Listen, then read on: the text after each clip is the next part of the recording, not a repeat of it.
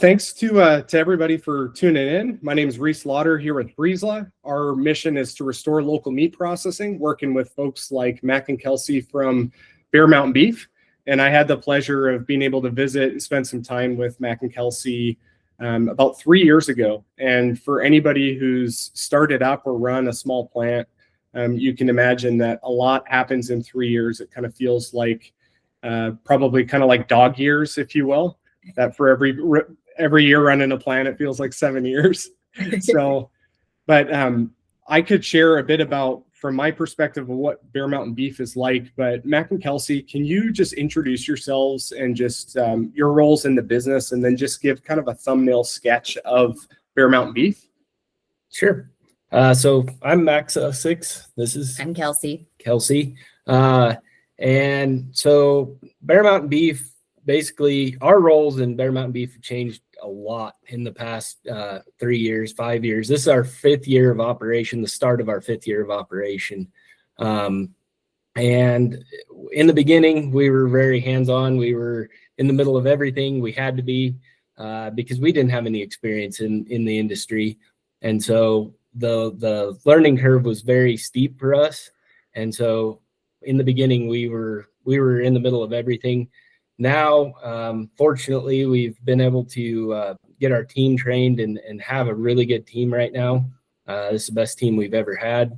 And we've been able to step away a little bit from day-to-day operations and focus on working on the business instead of in the business, as they say.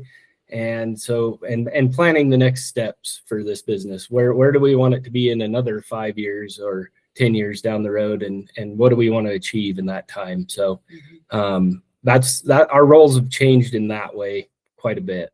So we're a USDA-inspected red meat facility. We do beef, hogs, lambs, goats. We've done some bison, and we've even done one water buffalo. So and every one of those is different, and you have to handle them all differently. So we've learned a lot. Hey, thanks for that bit of an overview. And what I wanted to share just real quick, just to give some kind of visual context here too, is we've got on our Friesla website a client story on Bear Mountain Beef. I'll just give a couple visuals here to put a little bit of visual context to it. And you can go on here and read over the story. And this really covers kind of Mac and Celsie's interest in starting the business and then getting up and running for that first kind of full year. So this just gives a little bit of visual context to the fact that they have a brick and mortar plant here that's got a Friesla mobile harvest unit and a Friesla cut and package module tied into it. So the mobile harvest unit being used as a kill or slaughter floor, and then the cut and package module being used for full carcass fabrication. So that just gives a little bit of visual context to it, and we'll be producing this into a kind of a follow-up client story that will help to tell the story of what they've been able to do since. But with that kind of as the bit of visual context, let's get into just being able to talk a little bit about not just how you got to starting the business, but kind of everything that's happened since then. So you guys were born from the COVID pandemic in a lot of ways, but can you give a little bit of background context to how specifically did you get into meat processing? What challenges did you run into that led you to decide to start your own plant? Yeah, so in 2020, we were processing a lot of beef direct to consumer for a lot of different people. We were doing between 80 and 100 a year. And when COVID started, we started to experience a huge drop in being able to find adequate processing. And we were hauling cattle all over the country to get them processed, and weren't always happy with the results. And then, not only do you have to take the cattle there, but you have to go back and pick up the finished product and deliver it and do all that stuff. So I basically came home one night and I told Celsie, hey, let's just start our own meat processing facility. It doesn't seem like it'd be that big a deal. Well, We've since learned that that's not the case, and this is like drinking from a fire hose or 2 or 3 fire hoses all at once. But originally we were only going to do our own cattle, and it grew, and all the neighbors and everybody was saying, "Hey, would you process ours? Would you process ours?" And it's grown to what it is now. Right now we're trying to do between 25 and 30 beef a week, along with any small animals that might be in the mix. So, and in addition to that, we've got people traveling from other states. We've got people coming from Rapid City, South Dakota, the far side of Colorado, hundreds of miles of travel just to process with us. So that's pretty cool. Yeah, that helps. And I think if you hadn't mentioned already, can you kind of give for the viewers, listeners, give context of where you are located, relative to those other areas? Yeah, so we're in the southeast corner of Wyoming. We're about 20 miles from the Nebraska border and about 60 miles from the Colorado border. And we're right in the middle of nothing, basically. The closest population center really is Cheyenne, Wyoming, but it's about 50 miles away. So, and some of that was by design. We didn't want to build a processing facility in a municipality and have to deal with all the hoops and hurdles that come with that. So, yeah, no, well put. And I think one of the reasons that we wanted to get back together and do this client story was a social media post that you had up at the kind of Christmas of 2025. So just within a month and a bit ago. But can you talk a little bit about, you shared a couple numbers, which got us excited too, because, a lot of people, I think, when they're thinking about the impact of a meat processing plant and they're hearing these, folks who are doing the big plants who are doing 5,000 head a day, it's hard for people to conceptualize, I think, in a lot of ways, what does a small meat plant look like on the impact to a community? So can you run through just a couple of the numbers you had highlighted there? I think you had used the how many animals you've run through your facility since 2022, since being fully up and operational, and then also your goal that you hit in 2025. Mm-hmm. Yeah, so our first full year in operation was in 2022. We did 876 beeves in that year. And last year we finished with 1,056 beeves, which our goal from the beginning has always been, and if we could just get 1,000 beeves done in a year, that would be really cool. And last year we were finally able to hit that. All told, in the past 4 years, I think we've done somewhere around right close to 3,000 head of beef, and I think it was 4,700 total with all species. Yeah. Mm-hmm. Yeah. So we try to do, like I said, 25 to 30 beef a week, and then 10 to 20 small animals, depending. When we started, if we could cut 3 beeves a day, we were doing really good. And it was still a long day. Now we do 6 beeves a day, and our guys do, and they're done by 2:00 usually. So that's a huge impact to a small community. So that hits kind of your volume. But what about, in terms of your growth since opening? Talk about maybe your growth in customers, the type of services that you've added or expanded into, and then also the growth of your team. Mm-hmm. So we're up to 15 full-time employees right now. We have a couple part-time office staff that come in and kind of help Ashley out. As far as new things we've added, we started curing. So we do bacon for hogs and then also for beef.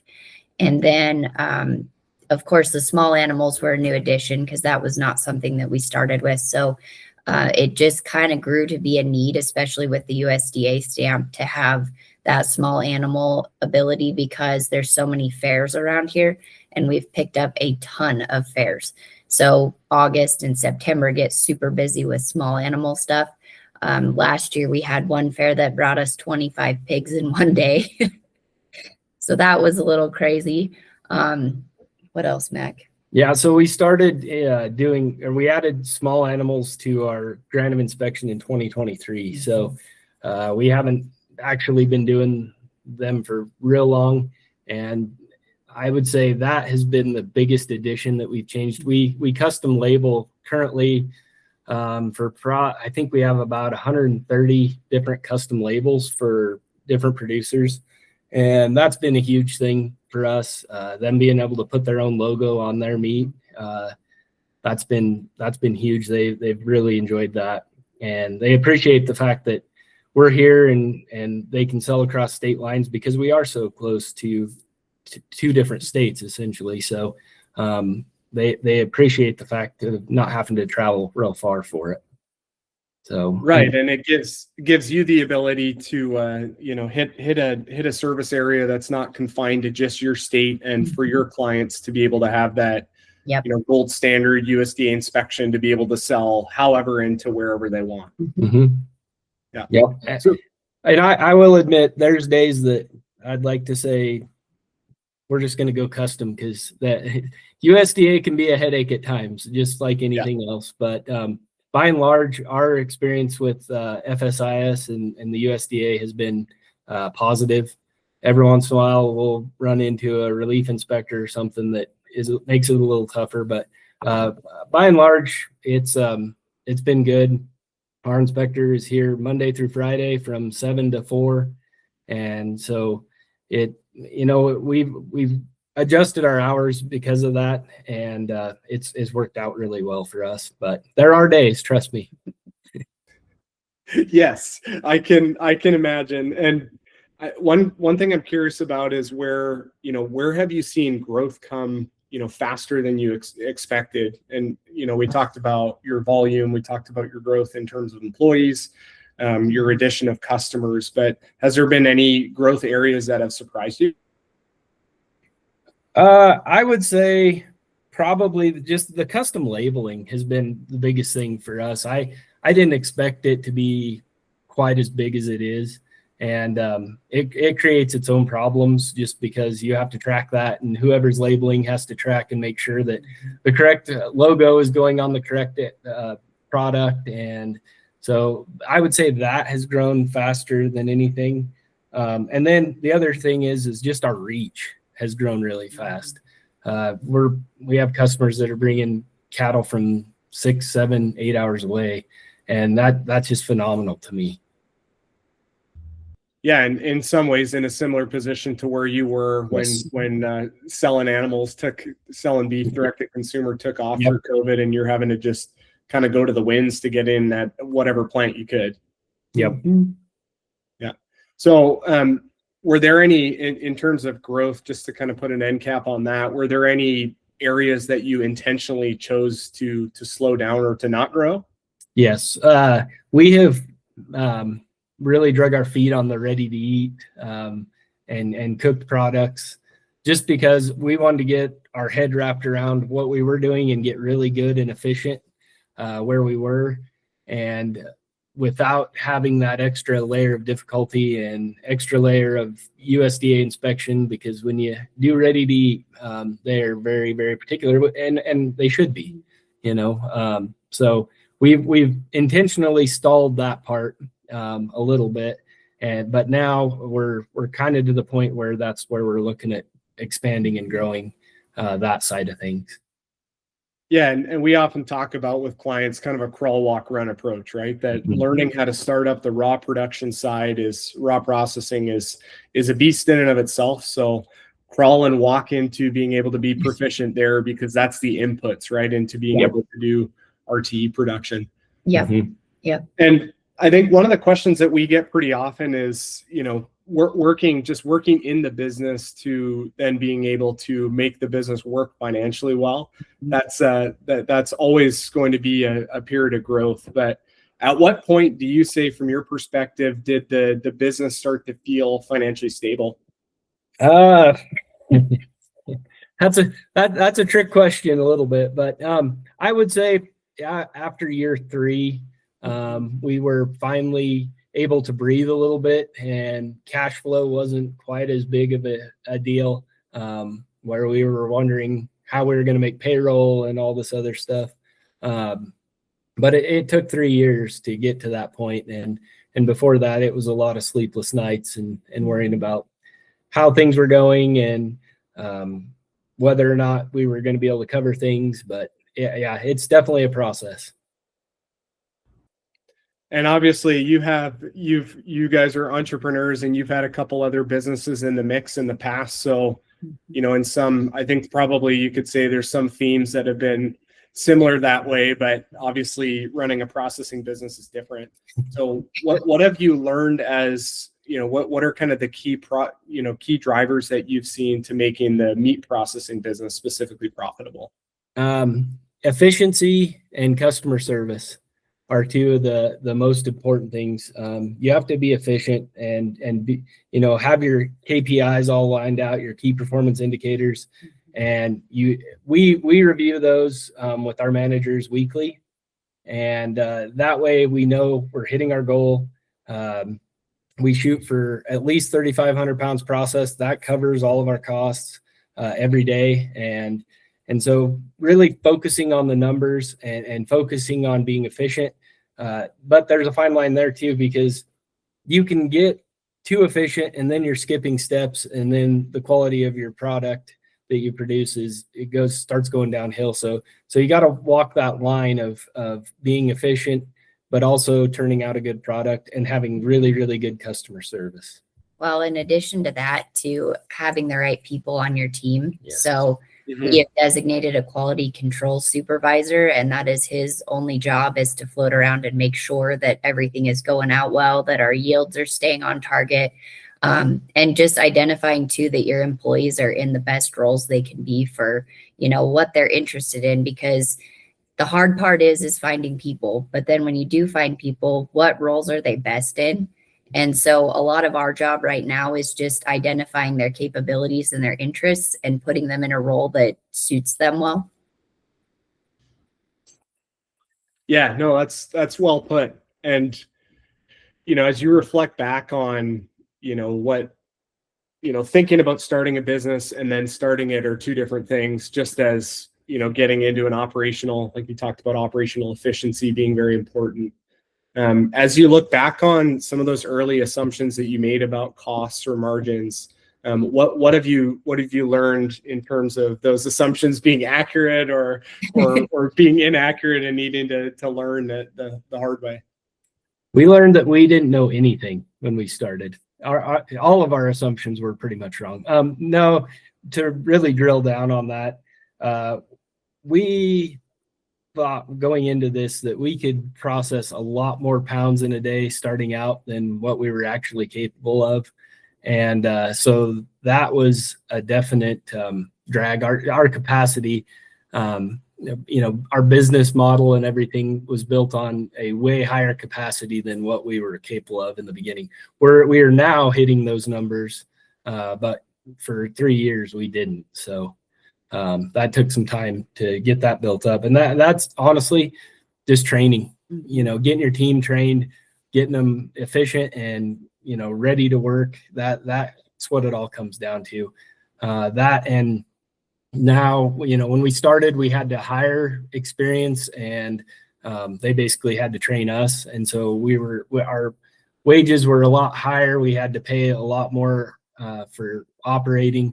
Now we can train our team members to do whatever job they need to, and that has helped tremendously too. Yeah, and I remember back to when I visited and spent a couple days with you guys there in Wyoming. I recall both of you Mac being a little bit hands-on on the slaughter, the harvest side, and then Kelsey, I think you had somebody out sick, so you were on the cut side, getting your hands dirty there. But where you are now, and kind of zooming out as business owners, your hands-on day to day, I'm sure, has changed. But can you talk a little bit about that? What is a typical week? I know that's a kind of a funny phrase as a small business owner, but what does a typical week look like for the both of you as owners in going into kind of your 5th year of operations? So I would say the best way to describe our role right now is we are expert troubleshooters for any problems that may come along. And that may be, you have 3 or 4 people call in sick in a day, then guess what? We're back in production and we're on the kill floor, or we're in processing, or we're labeling beef.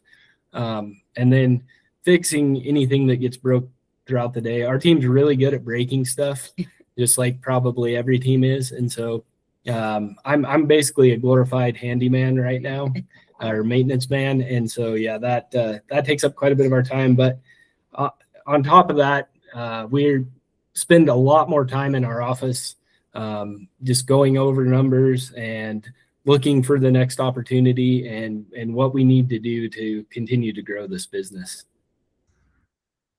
So what kind of big thorny operational challenges do you feel like are mostly solved at this point? Again, knowing that you're, going into the 5th year of operations. Oh boy. I think our workflow and our routine, just in general, we've pretty much got that lined out, and everybody knows what they need to do and what the next step is. And so I think right now that could change tomorrow, but we have a pretty good process in place.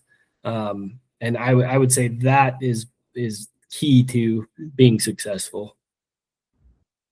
Yeah. And I think you can have a, maybe that's self-protection. I don't know, but you can have your idea of, hey, a couple of years in, this is where we'd like to be, and fully hands off, and, the business is running itself. But what are some of those things that truly, for want or otherwise, like where you just truly can't, peel off your attention? It just still requires your hands-on or your specific vantage point.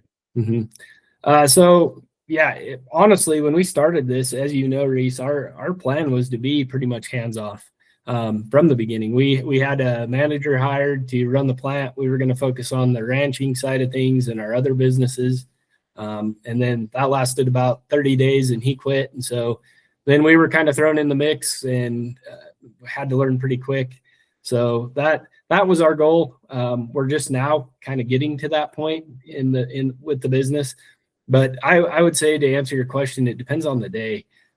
There's such a huge variation in problems that come along in this industry. This is the hardest industry that I've ever been involved in to get started. There are just a lot of things to know and a lot of information.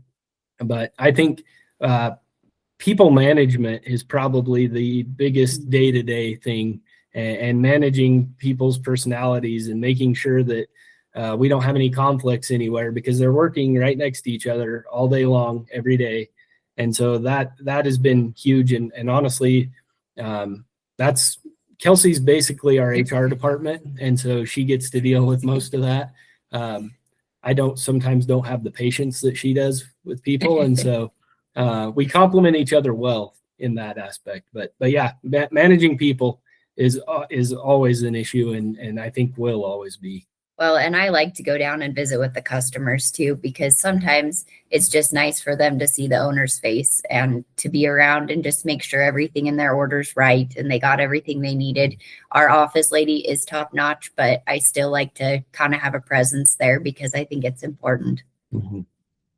Yeah, absolutely. You can't ever lose sight of that, right? That any business, any small business specifically, when you're tied into your local community, it lives or dies on your ability to just have, maintain a relationship, right? And not just maintain to keep it going, but to be able to also build those connections. So yeah, we see that a lot, especially with husband and wife teams, because that seems to be a theme with our clients, that it's often for one that says, I can't do that, then there's a spouse that is able to step in and step up. Yep. Well, and I'll just add to that a little bit, Reese. For us, typically when one of us is having a bad day at the plant or things aren't going the way we think it should be, usually the other one can come along and pick us up and say, you know what, yes, it's been a bad day, but this isn't forever and everything's going to be fine.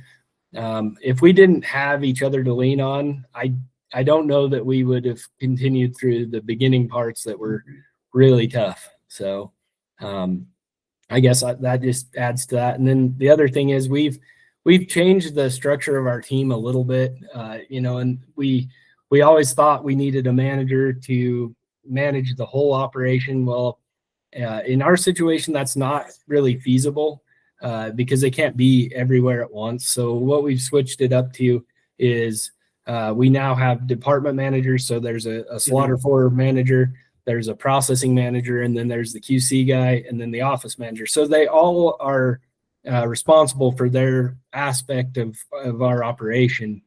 And that has helped tremendously head off a lot of the problems as far as employees go and stuff, because they can go directly to that person. They're already there and they know what's going on in that area. Yeah, no, and it's been cool to see in person, and then hear from you guys as you've been able to retain some key team members and grow the team. That, to successfully run your processing business, you're going to need a really strong core team. Yeah. And I think looking back to some of the early decisions you had to make as you're building your team, obviously it started with some early analysis and decisions on, like, what the heck are we going to make out of this plan itself? So I know, you found us by starting looking at some brick and mortar plants and needing to assess, okay, so we've got this vision of what we want to do with being able to, run local meat processing here, but you had to make some decisions early on in terms of equipment, facility, layout, all that. What equipment decisions in your estimation have paid off the most? So from a whole plant view, I honestly, the two Friesla units, we wouldn't be where we're at today without them. Just the fact that we were able to get them in there and get running within 6 months is pretty tremendous. We wouldn't have had that opportunity had we not went the Friesla route with this operation. I would say, honestly, that they're our best investment, and I'm not, because this is we're doing this with Friesla. I'm not saying that because of that. That's the facts. We would not be able to be at the point we're at right now without them. Yeah.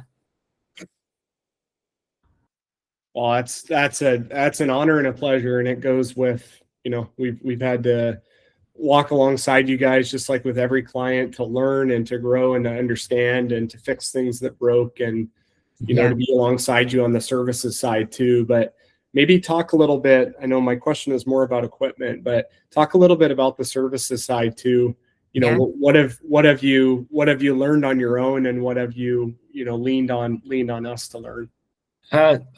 So a couple different things. One, if you're going to be in this industry and you're going to do the maintenance yourself, you have to be fairly proficient at fixing things. And where we're at, we don't have access to a technician that could come within an hour or two. So we've had to learn to basically fix any of this equipment ourselves. But from the Friesla side, anytime I've had an issue with anything, and that goes all the way up to HACCP, direction on our HACCP plan, or questions on things that inspectors have brought up. It's you guys' customer service has been amazing. We couldn't ask for a better team if we have a problem, and I've never felt once that I couldn't call you guys and ask any of you guys about a question that we may have. I talk to Travis quite frequently on different things and different changes that I could see, for the future for you guys, having run one of these units for this amount of time. I talk to Dave quite frequently too on different things, and we bounce ideas off of each other. It's just been phenomenal. And honestly, you guys have become a part of our family, more so than just the ones who built our units and stuff like that. You guys, we consider you part of the family, and we think a lot of the Friesla team. Well, we're honored by that, and the relationship is for sure a two-way street, right? We're humbled enough to know that we've grown alongside you guys, just like you and your team have grown together too. But it starts with being able to have a good relationship, to have good flow of information both ways. So we're appreciative of that too. So then one kind of follow-up question to that is, if you were looking back on the equipment side, if you were starting again today, is there anything that you would have either sized differently or phased differently as you've kind of spun up into becoming an efficient operation? Absolutely. Probably the first thing we would go with a slaughter module instead of the mobile kill unit. It just fits our operation better. Originally, we were planning on being mobile or having to slaughter mobile. That's never been the case. All of our facility is in a 60 by 80 metal building, and we put the units in there. So a slaughter module, just for the more space, more room. We wouldn't have to hoist carcasses so high to get them in there. There would just be a lot of benefits. And matter of fact, that's something, as soon as we get these kind of paid off, we're going to make that switch probably and go to a modular slaughter floor. And then the other thing is our freezer. It is now our bottleneck. There for a long time, processing was kind of our bottleneck, that we couldn't get enough beef through processing to keep the freezer full and stuff. And now that's switched, and freezer space is at a premium. And so we're actually in the process of looking into building a freezer twice the size of ours is right now. Just to kind of put some visuals to it, can you describe just I know you've talked about the, mobile harvest unit as your kill floor. You built a site-built carcass aging cooler in between, and then you've got the Friesla cut and package module. But can you just describe how that ties into both the building and then the refrigerated containers that you have as well? Yeah. So there's 3 units basically in the building. We have the harvest floor itself, and then the trailer hooks onto the harvest floor. And so we slaughter on the harvest floor. They go into the trailer where they get eviscerated, split, trimmed, and then they go to the front of the trailer, and they spend about 24 hours or overnight in the front where they chill down. Then we move them right next to the kill trailer is our carcass cooler. We move them over there, and they spend 14 to 21 days in there. And then right next to that is the processing unit, and they make a kind of a loop and end up in the processing. And our freezer is outside of the building with the door. And so our packaging team takes it from there, puts it in the freezer. Most everything is contained in that 60 by 80 steel building. Yeah, thanks, Mac. That helps just a bit for kind of spatial context for folks listening in. I've seen it, so I can visualize it, but that helps. And having that equipment, obviously, having a facility and an equipment that you can continue to, have a good flow with at the beginning, and then to continue to grow into efficiency. Obviously, all of that is great, but you also do need a team. So I know we talked a little bit about team, but just to kind of circle back to that a bit, as the business has grown, how has your team changed? So at this point, obviously, and I've said this kind of throughout the process, at any time, we have the best team we've ever had. And that continues to change, every month they get better. But we did have to go through a lot of roses a lot of thorns to get to the roses that we have now. And that's kind of a process. This industry is not for everybody, and you can usually tell within the first couple weeks whether it's going to be a fit or not. Surprisingly enough, which I didn't anticipate this, but packaging has been a very hard position to fill and keep filled.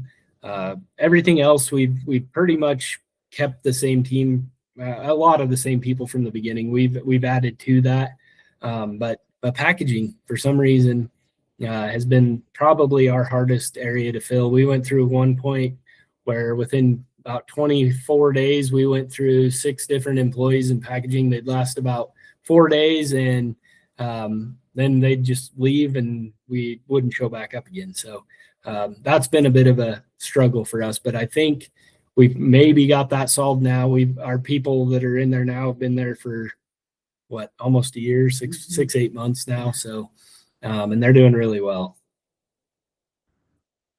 So on that kind of same front, as the business has grown, your expectations for the workload and kind of employee skill and proficiency, obviously that changes over time, but I see you're proudly wearing your Bear Mountain Beef swag there. How have you protected the culture of Bear Mountain Beef as those things have changed?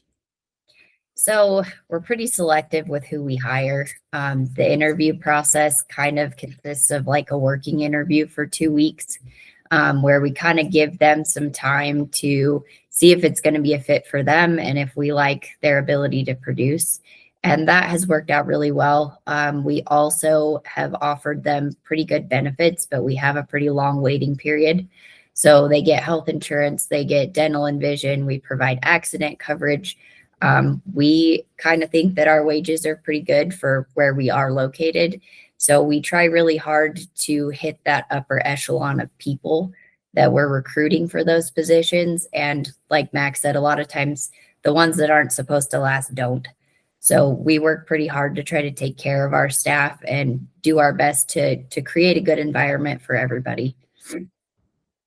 So how has that affected or how has that changed your perspective? Like you get into this business trying to solve a problem around local meat processing, but I don't want to speak for you guys on this, but it seems like you found a lot of purpose also in being able to be, a great employer in your local community.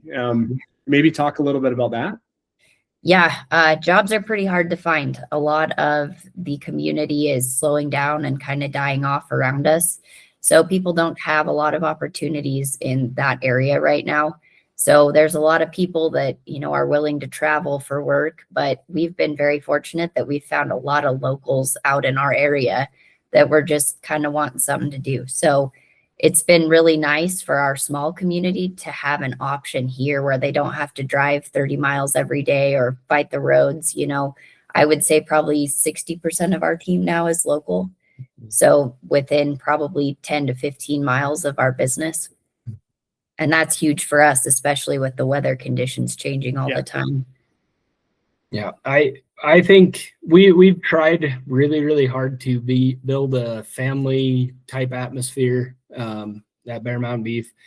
We don't always succeed in that, but we try really hard. We have several of our people and our team that there's no school on Friday, so they bring their kids to the plant. We have a conference room upstairs, and they can play games, do whatever, as long as they don't bother the inspector too much. That's the main thing. But Keyword too much. Yeah. But we've allowed that, and so far we haven't had any problems. We've bought tires for cars and paid to fix cars, and if any one of our team members is struggling, we try really hard to take care of them above and beyond their wages and all the benefits and all that stuff. And that could go as far as just listening to their problems and, trying to help in any way we can. We've really tried to keep that going throughout. So. Yeah. And it's the right thing to do, right? That's why you do it. But I'm sure it's paid dividends too, just in, your name becoming known in the community and being able to have an impact as a good prospective employer for folks who, want to stay and want to, stay close to home and work in your community. Mm-hmm. Yeah. We had one employee that we had to bail out of jail. That's the first time I've ever had to bail somebody out of jail, but we did. And I'll be honest, since that time, he has become one of our best people. He really has. So he appreciated that in his time of need, and we appreciate him, being honest with us and continuing to try and get better and working hard. So. Yeah, no, that's beautiful. A second chance. And I'll be honest, that's not the first time I've heard that either. So, yeah. Yep. And so that kind of hits on the impact for your, the local community there in terms of job creation and opportunities. But We talked about it a bit at the beginning of connecting today, the impact on the local community and on producers. But can you maybe talk a little bit about how having local processing has changed, even cattle production in your area, and what has been that effect for local producers? Yeah, so I think our biggest job now in this industry, and especially on the small side of things, is just educating people. Educating people on what they get and how this whole process works. So I would say we've been able to do that, and it's shocked me. Even producers that have been raising cattle and for their whole lives, they don't have a full understanding about what that animal actually looks like in the meat and the whole process. They honestly have no idea what they're actually producing as far as quality and stuff goes. So being able to educate them has been huge. And I would say probably 80% of Ashley's time is just spent on educating consumers and producers and all of that. So, which if we want to be here in another 10 years, I think that is the most important job we have, because we've gotten so far away from home cooked meals and people knowing the cuts and knowing where their meat's coming from, that getting back into that is definitely, there's a huge education component to that. And also, I would mention too that we've seen a pretty big growth in producers that are selling just retail type cuts, traveling around the state and the local areas and selling at farmers markets and things like that. And their ability to do that with the USDA stamp has grown substantially. We have some of them that bring us 4 or 5 beef every month, and they're just out hitting the road, traveling and getting their products out there. And I feel like for our area, that's grown quite a bit because we haven't had a lot of that in the past. So that's a pretty cool thing to see kind of taken off, and these people being really successful with that. Yeah. So and you talked about that. I remember even 3 years ago, just talking about how education is so important, that, your food doesn't come from the grocery store. That's maybe where it ends up right before you buy it, but there's a whole supply chain to get to there. But, knowing that you're again, in the two-way street of conversations, you're doing a lot of educating, but you're also getting feedback from, from your customers, from those producers, from your customers. What type of feedback do you hear for, the fact that you're running a small plant offering, USDA inspected processing services locally? So most of the feedback, you have your outliers there that have a negative experience, that, something didn't go right. Either we messed something up or they had unrealistic expectations of what they were actually getting. Most of the feedback for us comes in the form of questions, more questions, and a lot more education. That's 90% of our feedback is that. How could we do this differently, to get a better yield, or what cuts would you recommend from this animal? Every once in a while, somebody will say, man, you did a really good job, but that's few and far between too. So, yeah. Well, and even maybe to put a slightly different spin on it too, I think when I talked to Kelsey recently, she had shared that, you're down to, if I understood correctly, just being the only USDA inspected plant in your county, in Goshen County, Wyoming. So if that's the case, what type of decisions do you think that you guys have been able to make people make because of the fact that you have a USDA inspected plant, because your facility exists? Yeah, I would say just having the option to go USDA inspected, because for so long, the past 30 years, we have not had a USDA inspected facility, well, maybe even longer than that, in this part of Wyoming, in Goshen County, or surrounding areas like Nebraska. So just the fact that they have access to that is huge. If we were just a custom plant, we wouldn't be near as successful as we are right now. So because people really want USDA inspected, because then they have to present it to their customers, and say, yeah, this is USDA inspected. It's inspected at the highest level. And then they know they're getting a safe product. Yeah, that, like we said earlier, that golden ticket to be able to not be constrained in where they can sell and to who, right? Especially when you got folks coming from Rapid City, South Dakota, and from Colorado Springs, for example. Yep. And so you kind of hit on, as we're talking through here, you've hit on, some of the ups and downs, the challenges that you've had to. And I think, better than I do that some of these things you can only learn just by getting your hands dirty and doing the hard work. But what do you feel in the business now that you didn't when you were just planning for this to be a business? That's pretty long list, and I could quantify that by saying everything. But well, honestly, the cost of operating the first few years is going to be probably more than you anticipate. That's just the way it goes starting any new business. But this one is really heavily reliant on capital, especially that first few years. So you need to have a pretty deep pockets to operate the first few years. Your cash flow projections that you set up in the beginning and you might show your banker, they're pretty much worthless for the most part, because there's going to be things that come up.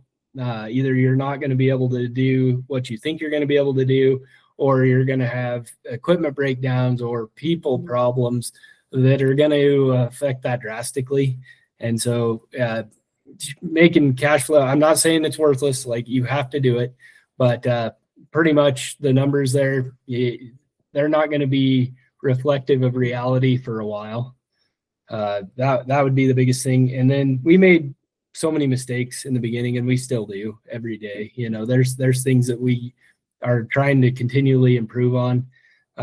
We started the butcher school basically as a way to try and help the people that are looking to get into this business or start their own operation, trying to help them avoid some of the pitfalls that we ran into when we got started. Obviously, we're not going to be able to eliminate that entirely, but that's what we've tried to do with the butcher school. Yeah, talk a little bit about that. Was that butcher school that you're offering, having folks come in from wherever to learn a little bit about the harvest side, the cut and package side, for the processing side, to be able to talk to you guys about what it's like to run a business if somebody's considering getting into it? Why did you decide to start up the Bear Mountain Beef Butcher School? Was that in the original plan? No, it absolutely wasn't. And we weren't, I would say that within the past 2 years, we finally got to the point where we feel comfortable teaching people this stuff, because before that we didn't know anything. So we were still learning, which is a continual thing. But I think just our experiences and what we went through to get this started is what actually spurred on the butcher school. We had people calling and wanting advice and stuff, and we thought, well, if we can help them have a better start than we had, then that's important. And it's pretty crazy, because right now I can think of 2 people that went through the butcher school that have now are either in the process of building their plant or have already got it up and operational, and they still call us and, hey, how did we do this? Can you send us a video on how you guys do this? And it's really cool. One of them's out in California. He had a lot of hurdles and stuff to get over being in California, but he's up and running now, doing some custom beef. I don't know that he's ever going to get USDA inspected. I don't know that he wants to, which is fine for him. But seeing the students that have went through, them now being successful and taking it and running on their own is really, really cool. So if you had to distill down, either somebody saying, hey, I'm just calling to make a bit of a house call and see what we can learn from you, or who's interested in coming out for the butcher school, if you had to distill down what you would share in short with somebody who's coming in, or maybe advice you would give to yourself 5 years ago, what would you say for that prospective plant owner? How would you, what kind of encouragement would you give them? It's not impossible. And in the beginning, we had a lot of people telling us, man, this is a terrible idea. You guys are never going to make it. It's not going to work. But we're just stubborn enough and hard-headed enough that we've stuck it out. I would say you have to be persistent. That is the biggest factor, because there's going to be roadblocks. There's going to be things that are thrown in your way. But if you're persistent and you don't see it necessarily as an obstacle, but as something just to get over and get on the other side of, that's the most important thing, because there is a way to work out any problem. You just have to be willing to look into it, and then patience. You got to be patient, because not all this stuff's going to happen overnight. When it does happen, it happens really fast, but it takes some time. Yeah, having the ability to retain long-term thinking, not get too emotional, caught up in the frustrations, because the frustrations, like with any small business, they're going to be there. But yeah, kind of maintaining the long-term, big picture vision and mission. Yeah. But that also means that you got to be able to not just have feelings about what could be, but you got to execute and have success in the business. From your perspective, how has your definition of success changed since getting up and running right at the beginning there of 2022? So I think in the beginning we were just in scramble mode, just doing everything we could to make it work. And that looked a lot different some days than it did others. But I would say our definition of success now is, as long as we're improving and moving towards our next set of goals and objectives, then we're successful. I don't want to say, oh, if we make $1 million a year or $1.5 million a year, we're successful, because that may not be the case. I want to see growth. I want to see growth in our team. I want to see growth in ourselves, and I want to see growth in the business. And so as long as we're growing, it could be happening really slow. It could be happening really fast. But I would say that's my definition of success. Yeah. And I guess put differently to the word pride, what are you proud of most, going into your 5th year now? What are you proud of most in your business? Is it those numbers that you've been able to achieve? Is it impact on the community? Is it being able to provide goals? Is it the example to your kids? What are you most proud of in the business? You want to go first? I think it's all of those things, but too, just turning out like a really good product, something that people are happy to sell and happy to pass on to their consumers, and being able to be innovating all the time. That's something that we pushed for pretty hard. We just switched up our computer system. We're making the process easier for people. We have an extraordinary staff, and those people make the business what it is. Yeah, I would say I'm proud of the fact that we have been able to basically build this from the ground up with little idea in the beginning of how it was going to work. Or, I mean, there in the beginning, we had no idea how we were going to get funded for this project. We didn't know anything. And so just the fact that we were able to overcome all that and operate that, I'm proud of that. And I'm proud of the people and how we've developed our team.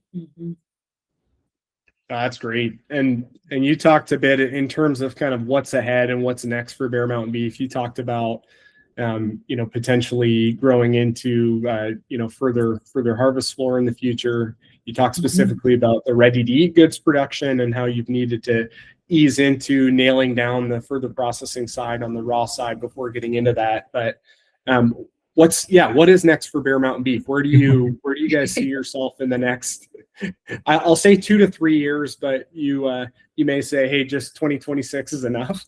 Yeah. I think, there's some areas that have the potential to really grow. And one is definitely the ready to eat side, because we haven't explored that at all.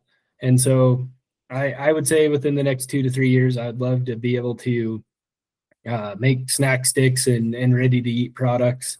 And then the other one I would say is the butcher school. We want to continue to improve on that.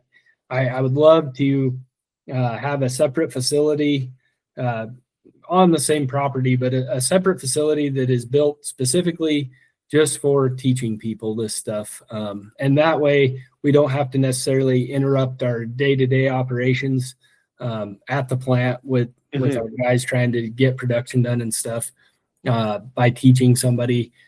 So I would love to have another facility built somewhere just smaller that we could do some of that kind of stuff and really focus on training and how to get a good start in this industry. Yeah, well put, guys. And I think maybe in a way to wrap things up, what, I've asked a bunch of questions. You've shared a lot, and I'm appreciative of that.